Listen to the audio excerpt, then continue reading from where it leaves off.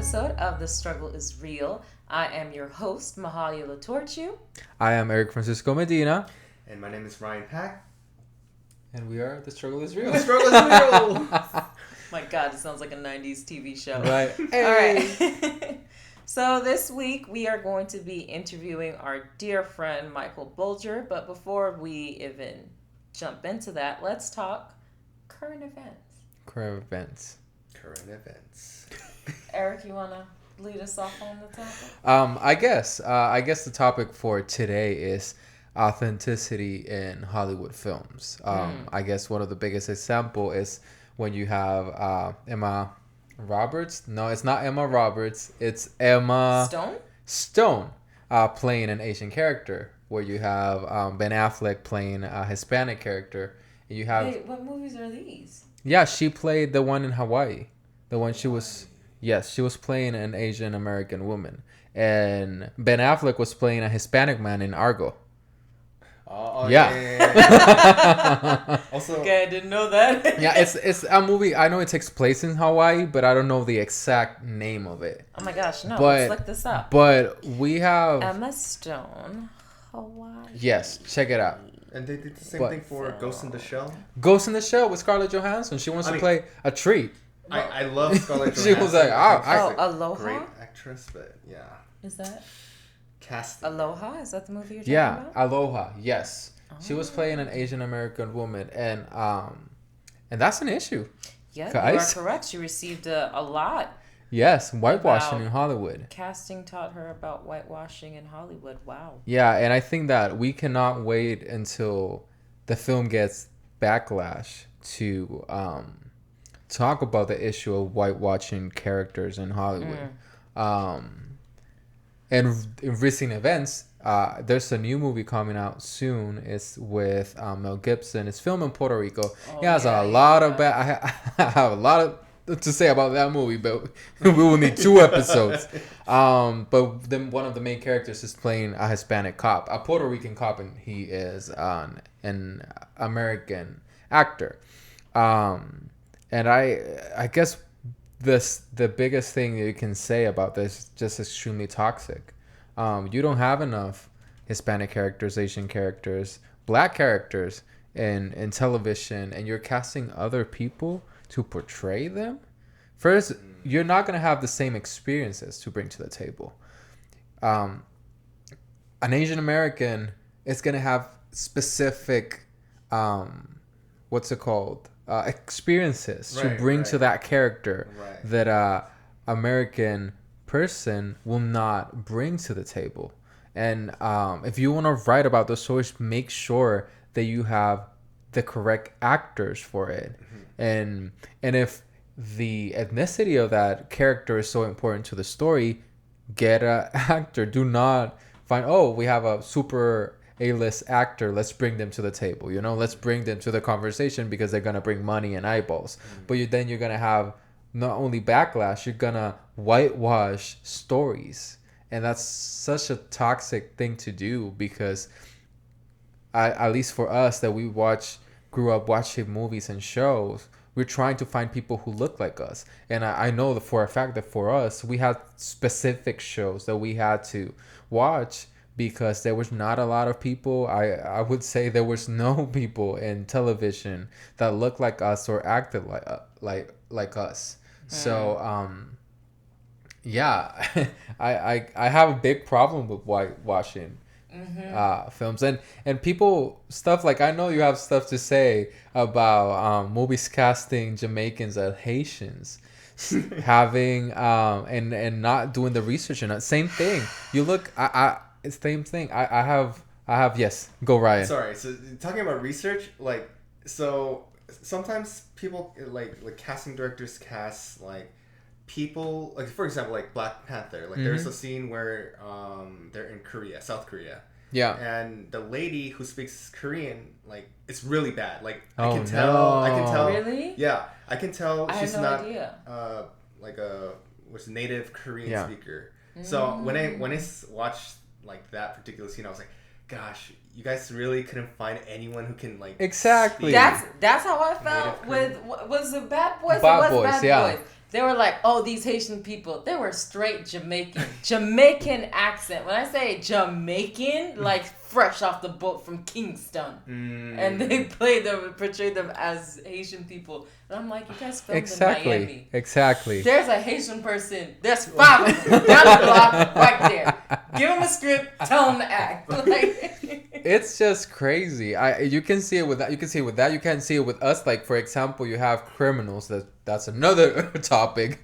But you have Hispanic criminals saying, "Oh, this Hispanic criminal is Cuban or it's Puerto Rican," and they're saying "pinche" in a dialogue. And "pinche" is something that Mexicans say that they're known to say. We don't say "pinche," and I don't know if it's specific to a sector of Mexico, but our Mexican friends use it. So why don't you do research before bringing characters to the table? I have been to, it was a show, I can't remember the name, but they presented this character as Puerto Rican, and in the dialogue he said, "Oh, pinche," and I'm like, pinche what? Pinche is what we put on the, what's it called, the clothesline?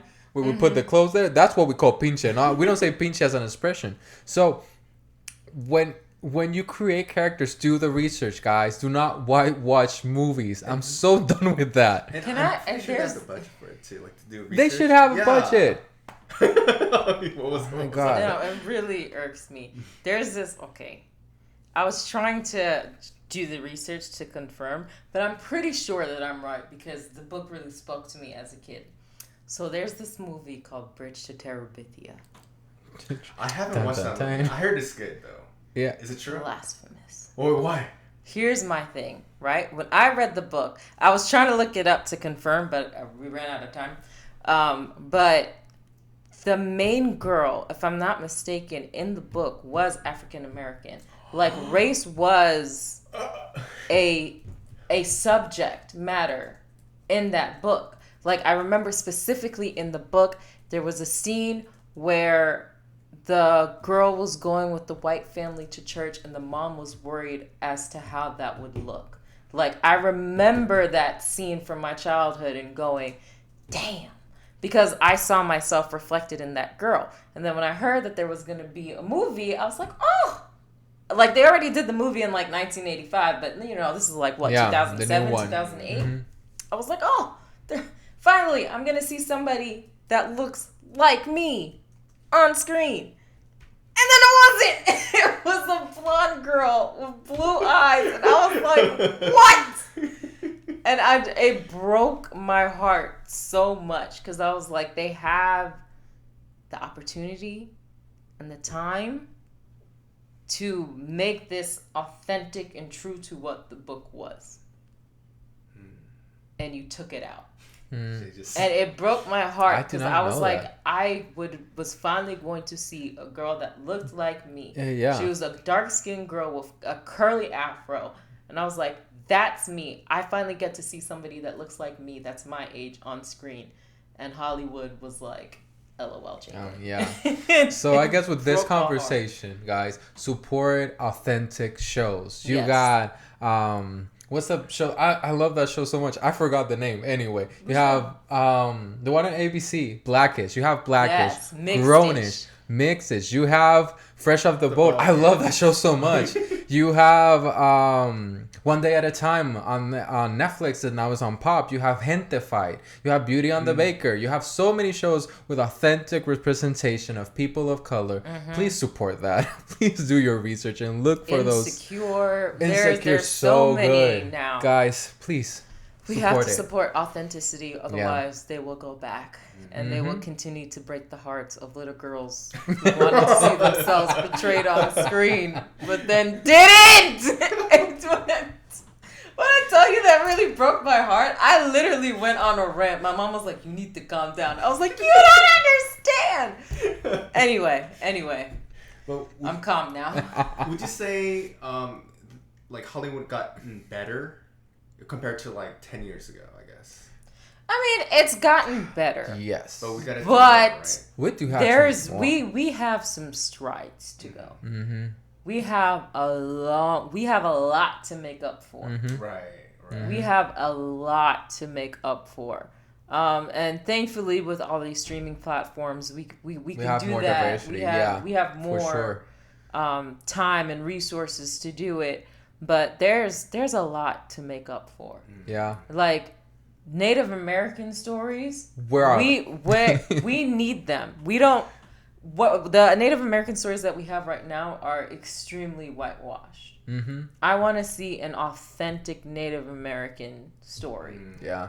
I need an authentic Korean story. I mean, thankfully we have Parasite. Oh my gosh, I was so surprised that I thought that it would win just one award. Oh, it won all the awards. I'm glad. I'm so glad because with that movie, there were like 5 or 6 lines in English, but it was extremely funny and it really dismantled the idea that comedy doesn't translate to international audiences because it obviously did. Like the jokes landed. I'm sure there were jokes specifically for Korean people, but there were jokes for Americans in the film too, and it was just extremely funny. And because all the characters seemed authentic, like there was not one moment where I thought someone was acting. Like I full-heartedly believed in the characters, and it spoke volumes. And I think that's why it did so well, and that's why I really appreciate that movie because you can have an international movie and make jokes and it still translates. Yeah. So I'm excited to see what other movies come from the wave, internationally from the wave of Parasite. Diversity, yeah. And guys, support each other. People of color need to support each other in this industry, guys. We need to show up for each other and pull up for each other. So that's absolutely right. Gotta look out for one another. Yeah, look at us. Collaboration. I wanted to also talk about. I don't know if you guys heard about this, but they're making a live action Little Mermaid. Yes. But in the cartoon, I believe Ariel is white. Right? White, yeah. But I think the live action they casted someone. Chloe and Haley. Chloe, I think it's Chloe. From the Beyonce's proteges. First of all, she's beautiful. Second of all, she has a beautiful voice. Let her be Ariel. The mermaids are literally fictional characters. Exactly. Okay. Race should not matter in that. And people are comparing that to, what about you cast Pocahontas as a Haitian woman? Or what if you cast... Pocahontas was a real person. Yeah, but they were using, what's it called? Oh, even with Mulan. What if you cast a Hispanic woman as Mulan? But those in are their based stories, off of... And not only that, but in their stories, their culture is ingrained. What culture do you have under the sea? Nothing. It's fictional. Sebastian is Jamaican.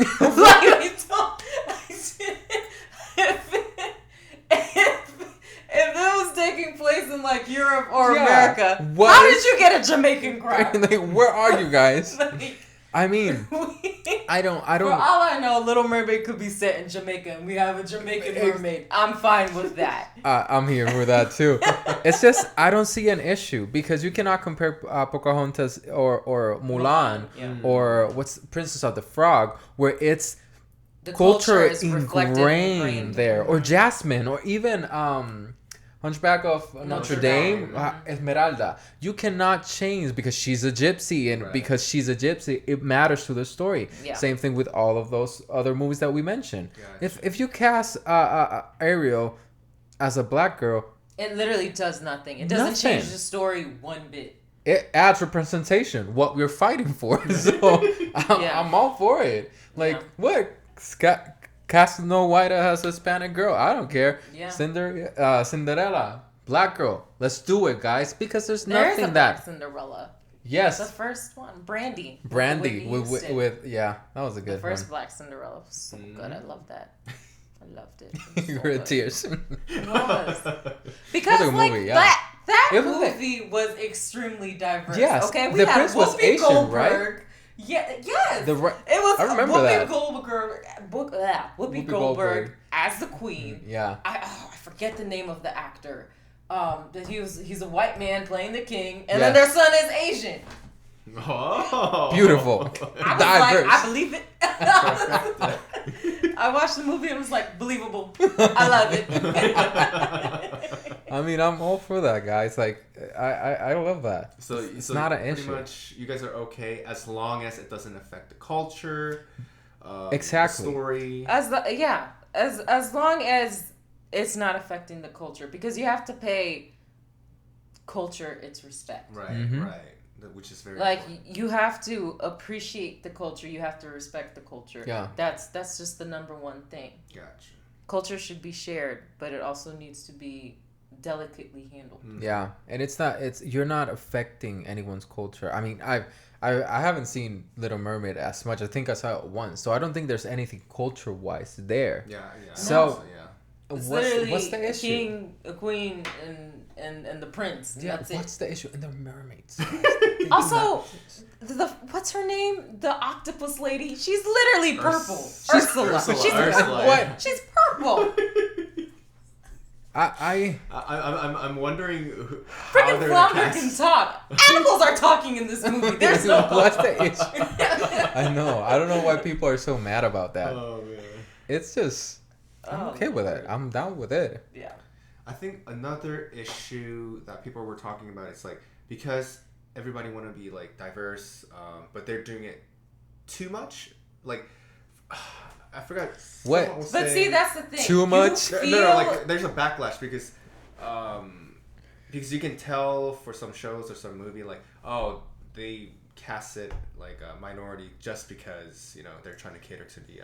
Well, there's a double-edged sword to that. Right. Because, I mean, for some people, yeah, they're doing it because times are changing. Mm-hmm. We should probably do this. But also, how else are they supposed to do it?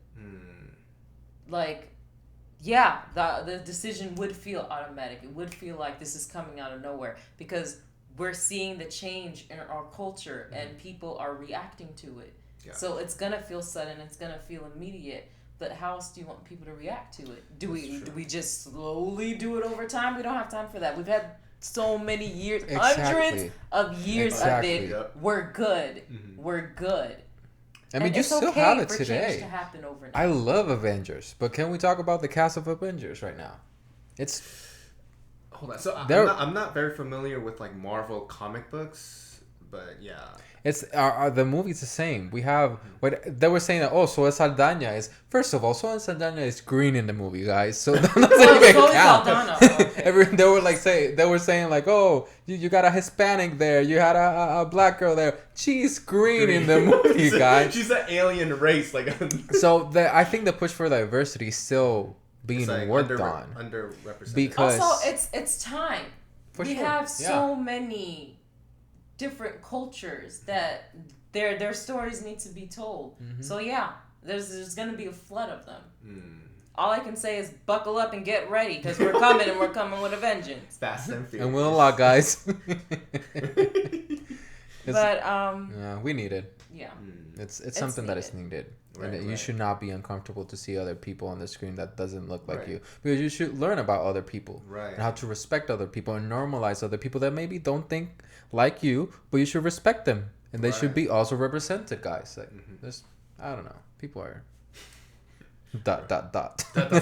people just, it's hard for some people to change when they're so used to seeing comfort. Things a certain way. Sometimes it feels like a personal attack. Don't take it personally. Don't. Yeah. So we'll wrap up this conversation. Yeah, let's go to Michael. We need happiness. Back to talking about our dear friend Michael. So Michael is a director, editor, and writer currently based in Atlanta, Georgia. Mm-hmm. He works as an adjunct professor of post-production at the Georgia Film Academy. He is also a recent graduate from the SCAD Atlanta campus and is set, he already graduated, so. In 2015, he earned his bachelor's degree from William Patterson University, in addition to the Best Director Award and the McCasey Spirit Award. Michael has directed and edited numerous projects ranging from short films, brand films, music videos, real estate tour videos, interview segments, and live performances. His final undergrad period piece, I Walk with My Brother, was selected for the Hoboken International Film Festival in 2015. And he is getting ready to send off his thesis film, Bug, off to festivals in just a few weeks. So that is Michael. Also, he is a dear friend of ours, if you hadn't heard already. And he's also the editor for my thesis film, Chocolate Thunder. And he edited Eric's thesis musical film, Sonorous. So we're very glad to have Michael here with us today. And we're going to go ahead and call him. So, hi, Michael. Thank you for joining us. Another one of the housemates on the podcast. Professor Bolger. Yes, Professor Bolger. Before we jump in, tell us a little bit about yourself.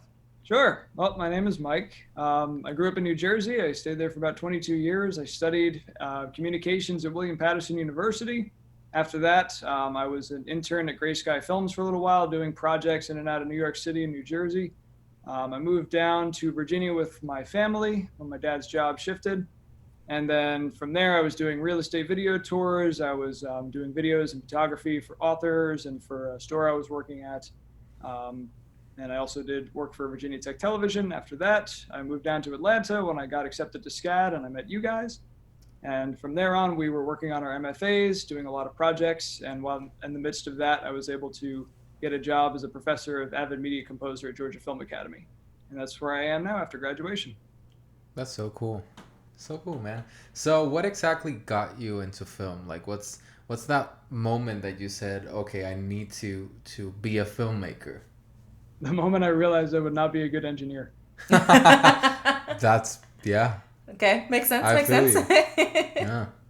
You know, I wanted to be an engineer because a lot of my family went to Clemson, and my dream was to go to Clemson. And I thought... That's why you have so many Clemson stuff. Oh my God, okay, this all makes sense now. I'm split now because I've got family at Clemson, and now my sister goes to Virginia Tech, so I'm a Tiger Hokie. Oh, Jesus.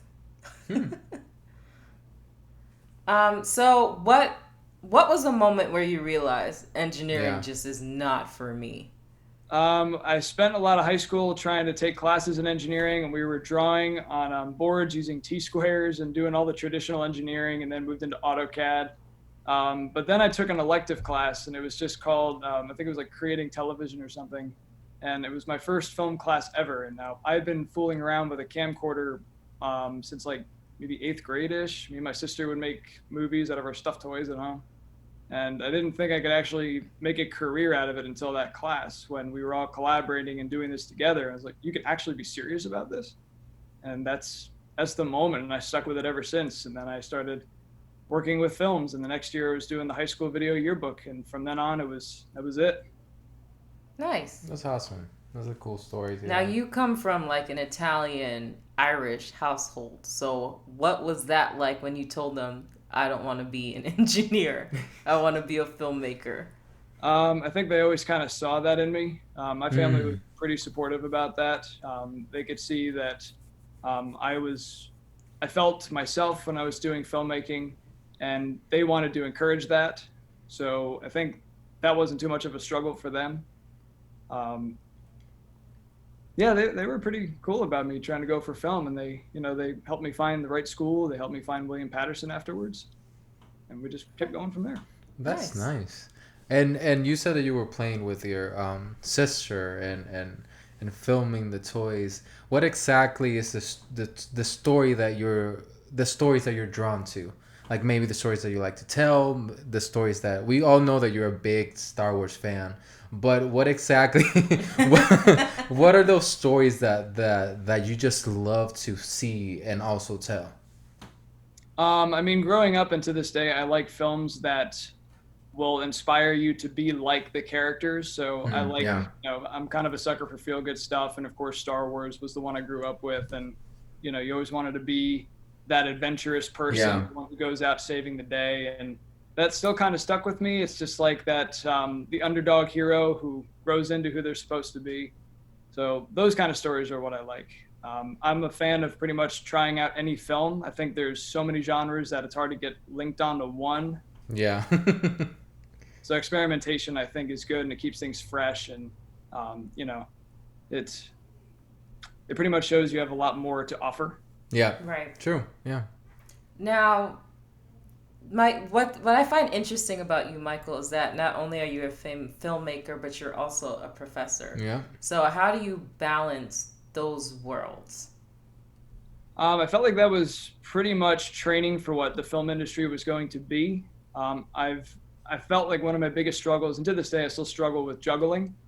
So I think this was a really good practice to do that because the job was given to me while I was still in school getting my MFA. So that really trained me to kind of find the balance in between and, to separate time into ways that you should, because that was always my biggest struggle. And I think doing that developed me, and it was basically trial by fire. Yeah. Right. Yeah, that's good to have, I guess, in your arsenal as a filmmaker. Not only are you talking to professionals, but you're also talking to students. I guess that gives you a different perspective, because we also know that you're a director, and you you love editing, and you also write. You're a great writer. Your poster is right behind us. Here we go. Yeah, a movie that he directed and wrote. A great movie, guys. Super funny. But I guess we all know that you love editing, but what's your favorite thing to do besides, I guess, edit? Is it write? Is it directing? Working with actors? Yeah, I love directing. Directing was always so much fun, and it's playing pretend for grown-ups is what I think. Yes. So just like helping to mold and craft the story, bounce decisions off each other. Mm-hmm. It used to be what we learned it together, like from our professors. And Dad to be the one who's just like, yeah, I get to be the boss of everybody and point that out. And then I started learning that it's a dance, and you have to collaborate with the people around you, because if you're doing the dance and you're the one who's moving everybody to your rhythm, then the dance is going to look stiff and bad. Yeah. So learning to make directing the dance is always just so much fun, and the process can be stressful at times, but then it's so rewarding when you get it right. Yeah. Nice. I'm kind of struggling to ask this question. I just had a question in my head. My head just completely went blank. It completely went blank. Yeah. Okay, never. Oh, so okay. Here was my question. So as a professor, what are the common mistakes that most editors make straight out the gate? Ooh, I think the biggest thing is patience. And I teach from day one, and I tell everybody, this program has rules and you have to follow them. It's going to be stressful, but if you can do it right, you can master this program because there are rules. And we were taught that by Toby. And a lot of people will just be like, yeah, give me the footage. Let's jump in there and do this. And then, I get all these emails of panic because they can't find their stuff.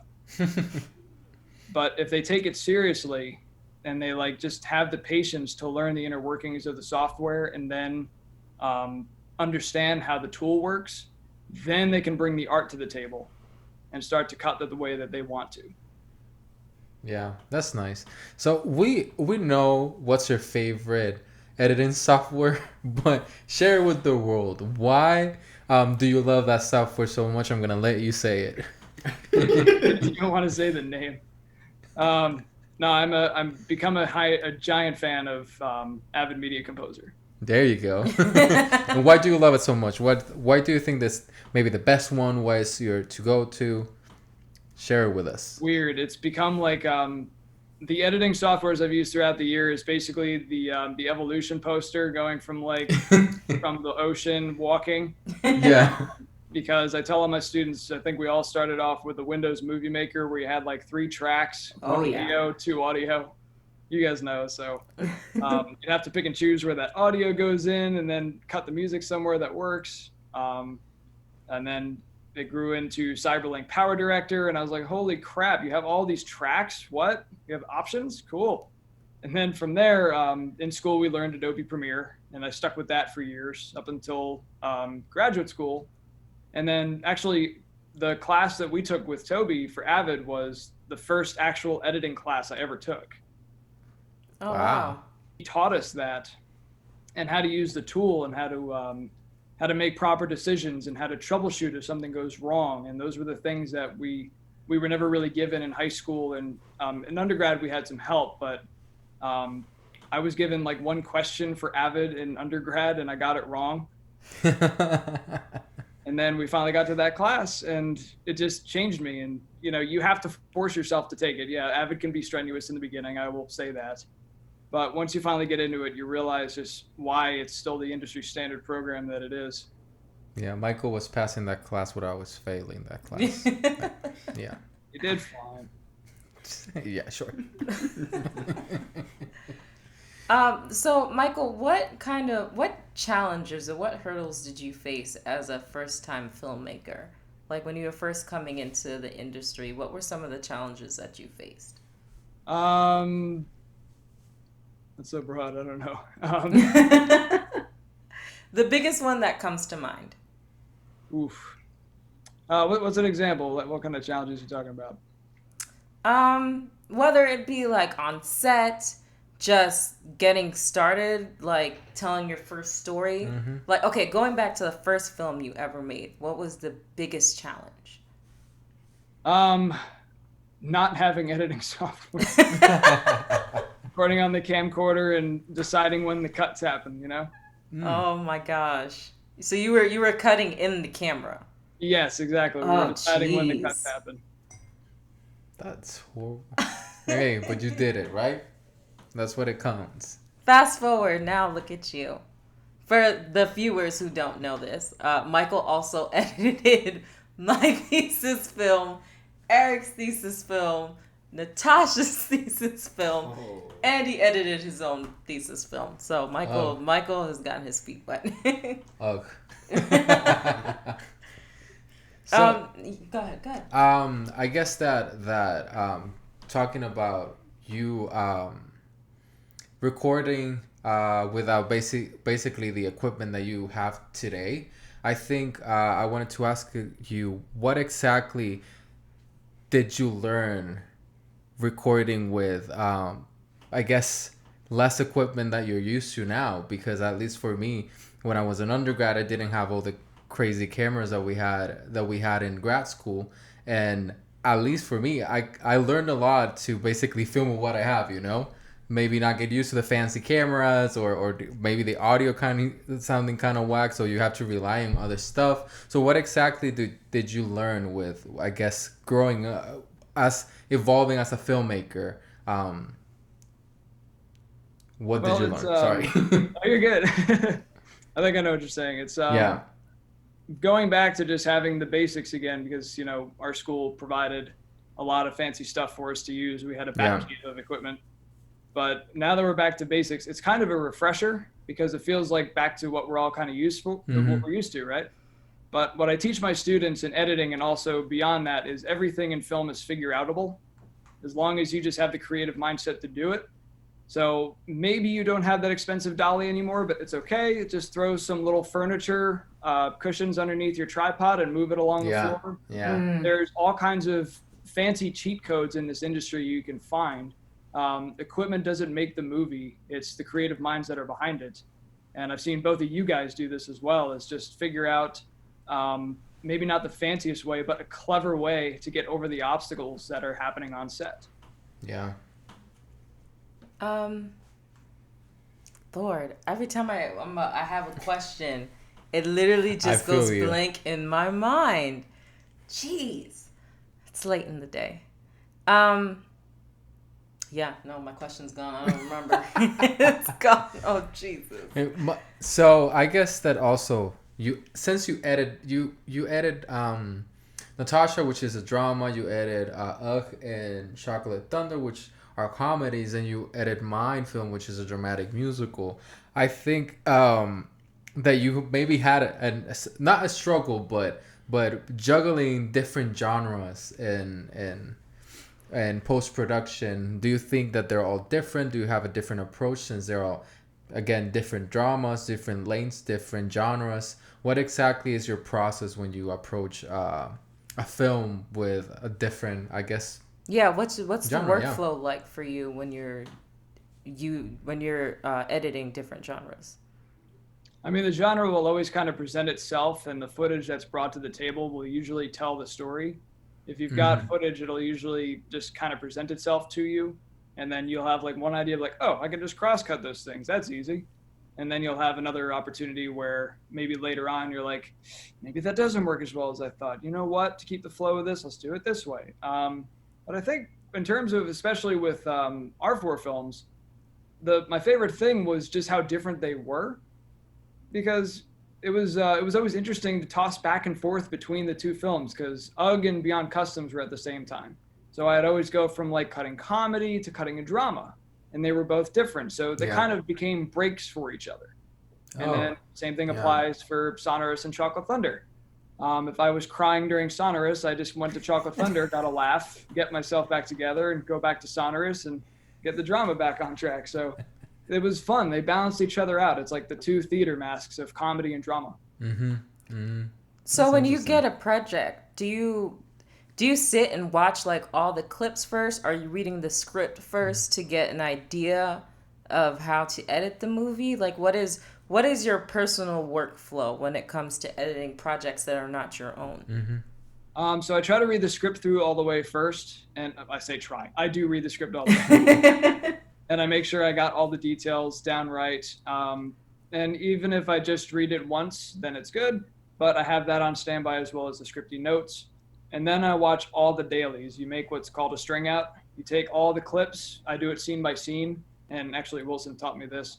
You bring it all into the timeline. You watch them all uninterrupted. You don't take notes. You don't do anything. You have to watch this because, as I've been taught and I tell my students, you are the first audience and the last viewer before this goes out to the public. That's interesting. Very important to watch every single footage because you know that little C-stand's going to be there. Yeah. Right. That's crazy. So that literally takes hours if you're stringing out all of the clips that were shot for a movie. Yeah. Like, for example, Eric's thesis, the runtime is almost was almost 30 minutes. It's 25 minutes. So, like, how long did that take you to watch all of those clips? Because there were a lot. A couple days.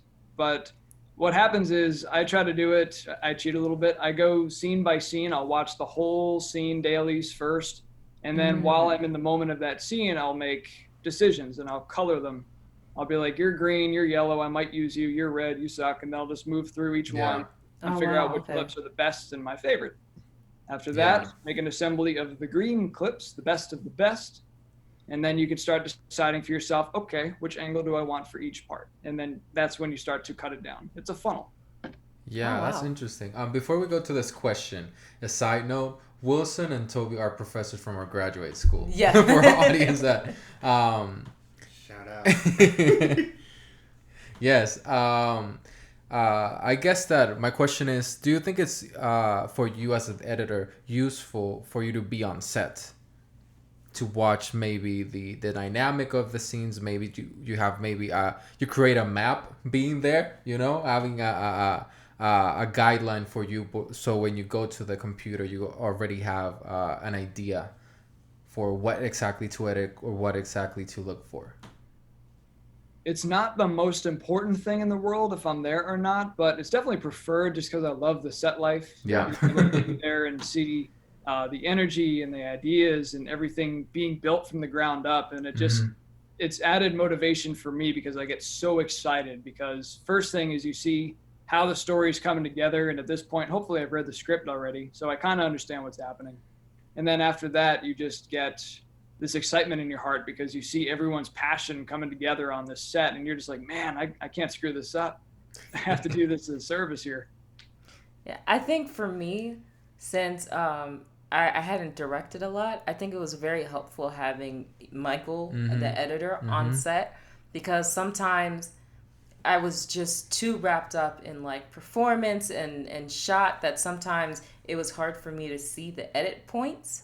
And so just being able to bounce ideas off of Michael, like if we did this, would it still match? Like helped me as a director help see the movie. Yeah. Because sometimes you get so wrapped up with the stress of set and everything that it's hard to see it. And my biggest fear was getting into the edit room and going, none of this works. So maybe as for a lot of the first-time filmmakers out there, if you're a director making your debut, it might be helpful to have your editor on set. That's kind of like a good cheat sheet for you to have, just so you know that things are working. So that way you don't have a heart attack when you get into the edit room. For sure, guys. But let's transition into you being a director. We have Ugg here. Tell us about Ugg. We talked about it a little bit in Natasha's interview, but tell us a little bit about Ugg and what that was like writing it, first of all. Where did the inspiration come from? Yeah. The inspiration came from, I'm a huge fan of Pixar short films. All of them are just like, they tell, my Mahalia was always like, give Pixar 5 minutes and watch what they do with literally all your emotions. Yes, that's so true. I was like, you know what? I would like to do a live action type Pixar short film. And I thought about, I did a roommate film, and you guys are both a part of it. It was 'Twas the Night Before Christmas Break. Yes. Funny enough, Nick was in that too. But, the biggest thing was I laugh at like roommate demographic. I think that's really fun to play with. Just because you've got two people coming from different places and they're in the same room and they live together. What could happen? So somewhere along the lines, cutting an earlier movie, it basically turned into what would happen if you did that in prehistoric times. And that's where the story came about. Nice. That's awesome. So give us the log line for Ugg for our viewers who are unfamiliar with the movie. Sure. So it is about a forgetful caveman named Thunk, and he discovers by accident the first fire in his attempts to try and become a successful inventor. But the leader of the tribe and his friend / roommate, Conk, is he disapproves any idea that comes out because of something that you'll find in the film. And so every time Thunk comes up with an idea, he gets the idea clubbed out of him. Nice. Hilarious. Nice. It is. It's great. For those of you who are interested, we're going to drop the trailer. You can find it in the description, and we'll drop it on our Instagram as well. But tell us about how you went about directing it, because this was prehistoric times. We filmed in a cave. Like, tell us about that experience. I think the biggest Achilles heel I was afraid of is that it was a period piece, but then that same Achilles heel became something that we thought was fun because we were like, we don't really know what people were like back then. There was no record. Right. So we got the drawings on the wall, and that's the most historically accurate piece I think we have. But other than that, we just had fun with it. It was supposed to be just something fun. We kept, and I learned from Professor Kinney, one of our professors that we all know and love and kind of fear. He taught us that it's important to direct a comedy and not rehearse so much, because otherwise the material gets dry and then it's not as fresh when you get on set. So we rehearsed all of once for this film. And then we brought it to the cave, and then they had a lot of fun because we were in this actual set. So my favorite thing is that you can bring actors into a real set and get them in place and get them in the mindset. Just because they have more fun, you can see it on camera. It's more believable, and man, we just had a great time. Natasha produced every single element we were hoping for. We had all kinds of realistic things, so it was just my dream kind of set that we were able to be upon for Ugg. That's nice. Yeah. What were some of the challenges that you guys faced? I mean, I was on set too, but what were some of the challenges you guys faced? Our biggest fear was that we would find a cave, but we also knew that we were going to be shooting in August and Atlanta. So our biggest fear was roasting our crew. And you guys remember, we had one shot where it was outside and we were already roasting. So thank goodness that cave created enough anti-sun. But the cave was a bit of a challenge, but weirdly, Natasha and I found in an older class on a locations page on Instagram, we found a cave and we're like, this is awesome. And then later on, it actually ended up being exactly what we needed, and we used that cave. Nice. Yeah, I remember the RV being on set. That was a new experience. That was fun. It was a lifesaver too. It was a lifesaver because the AC came in clutch. Oh, that's great. At least you guys have AC. Yeah. Right? Yeah. Little spaces escape the cave in the sun.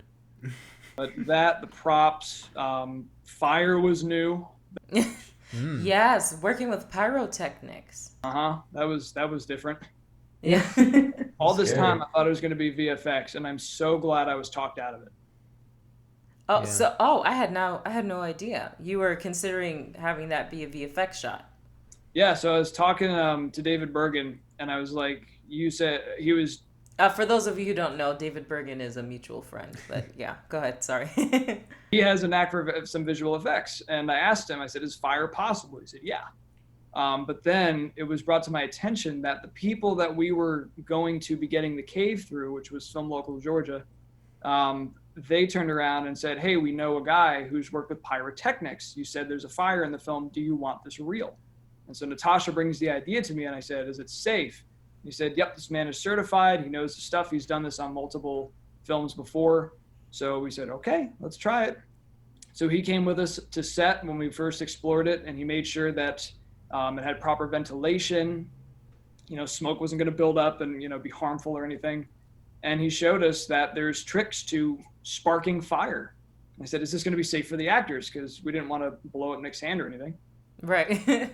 He showed us this amazingly helpful technique to make the fire real. And even our friends at Studio Service Group were showing us Nikki. Yes, Joe Vicchini from Studio Service Group in Atlanta, the prop house. Sorry, go ahead. They came in clutch too. Here's something you don't know. Ready? He turns around and I said, is it possible to have clubs made? And he said, yeah, I can make them for you. I just got to find the right materials. Just come with me and tell me these are right. He takes me to the back of the Studio Service Group lot, and there is a dumpster. And he's like, I have all this leftover stuff from Black Panther. These were all Wakanda props. Do you want clubs made out of these? And I was like, yes, I want props made out of them. What? Yeah. That is awesome. What the heck? Do you have those clubs still? Or did you return I gave them back to Nikki. Okay. I was wondering if I could potentially ask for one, but I get him all his stuff back because he worked hard on that. Nikki literally hand carved those clubs. He said if I did it with tools, it would look not like the period you're going for. So he literally did it like a caveman and made the club. Jeez, what a beast. I had no idea. Michael, how could you not tell me? I should have took pictures with those clubs. Damn it. I was saving it for this interview.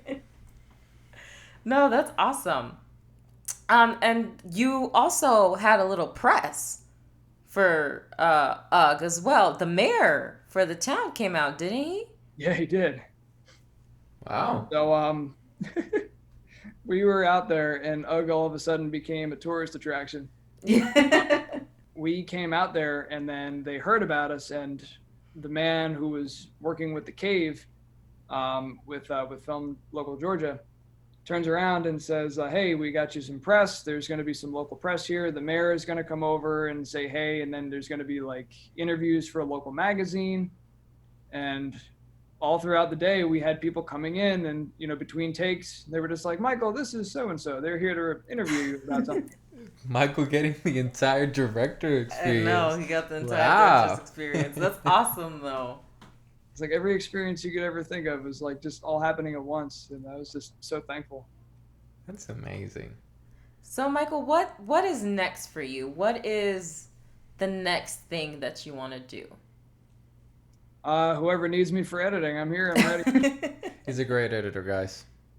I honestly, I'm looking into, I like historic stories. UGG doesn't really count, but I like period pieces. It does. It's not exactly historic. If it is, awesome. But I really like history. I was learning, and you guys remember when we were in Sean's writing class for television, another professor from SCAD, that we were creating episodics for to be ready for pitch. Oh yes, I remember your story.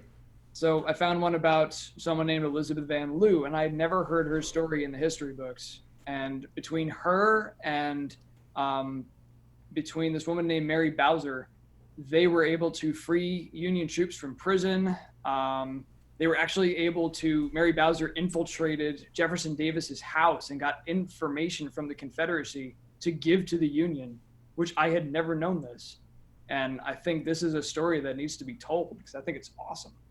well, given recent events, I think it's a story that would love to be heard of right now. I don't have anything else, do you? No. Well, we have a really important question, Michael. What is your favorite movie, even though we kind of know? Well, we preface Star Wars, but there are like a million of them. Do you have a specific episode? My favorite Star Wars is Empire Strikes Back, but if you're looking for a film that's not Star Wars, it is probably Inception. Dope movie. I didn't know that about you. Yeah. Any favorite shows? What's that? Any favorite shows? Favorite shows. Breaking Bad is one of the best written ones. I really liked Scrubs in terms of comedy. I watched the whole series recently. I love Scrubs. It's such a good show. Okay. That's awesome. Well, thank you, Michael, for joining us today. Tell the people your social media. I am at Bolger the Film Guy on Instagram. It's also at UGFilm on Instagram as well. Awesome. And we will be dropping the links for all of that in the description. If I can make a quick shout out to y'all, I always look up to you guys as directors because, as you know, with UG, it was just 4 people. But for you guys, I was just watching in awe about how you guys were just taking on ensembles. Eric, you direct ensemble casts like all the time. And it's like... it's just his thing. I don't get It's fun. It's fun working with a lot of actors.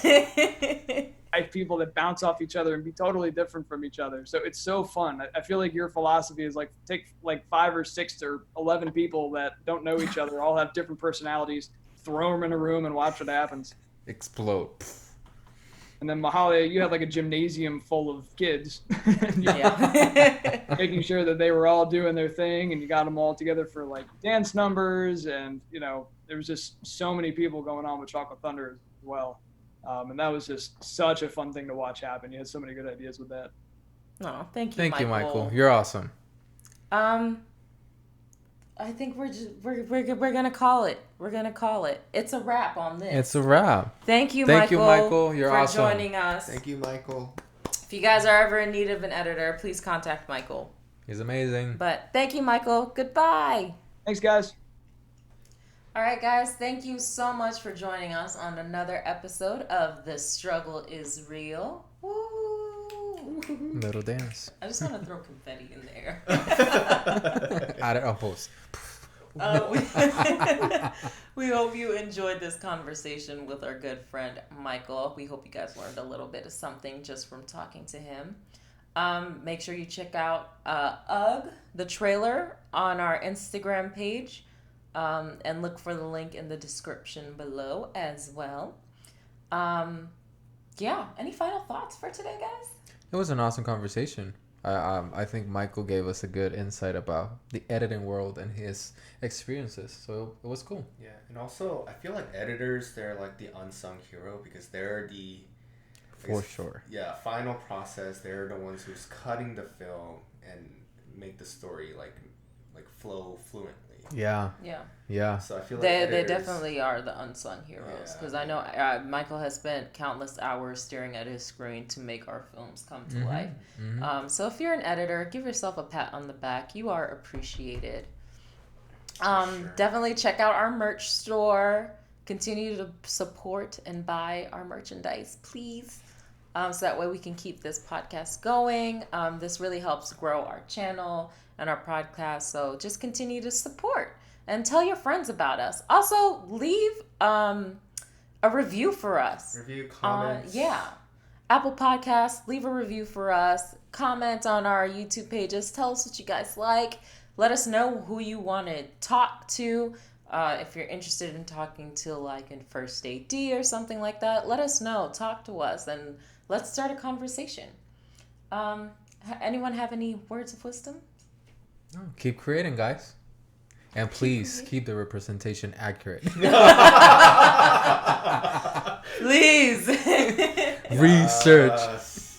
All right, guys. We will see you next time. Thank you so much for joining us. Bye-bye.